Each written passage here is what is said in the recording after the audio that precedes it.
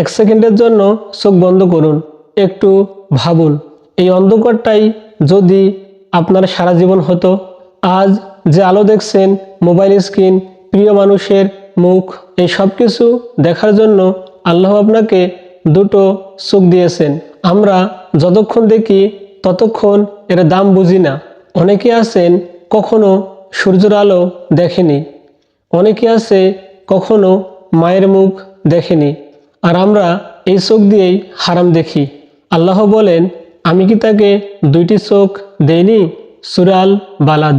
এই চোখ শুধু দেখার জন্য না, এই চোখের হিসাব একদিন আপনাকে আমাকে দিতে হবে। চোখ চলে গেলে টাকা দিয়ে ফেরানো যায় না। আজ যে চোখ দিয়ে পর্নোগ্রাফি দেখতেছেন, যে চোখ দিয়ে অশ্লীল ভিডিও দেখতেছেন, যে চোখ দিয়ে উলঙ্গ মহিলার নাচ গান দেখতেছেন, সেই চোখই কিয়ামতের দিন আপনার বিরুদ্ধে সাক্ষ্য দেবে। সেদিন আপনি পার পাবেন না, সেদিন আপনি ধরা খেয়ে যাবেন। এখনই চোখ বন্ধ করুন আর মনে মনে বলুন, আলহামদুলিল্লাহ।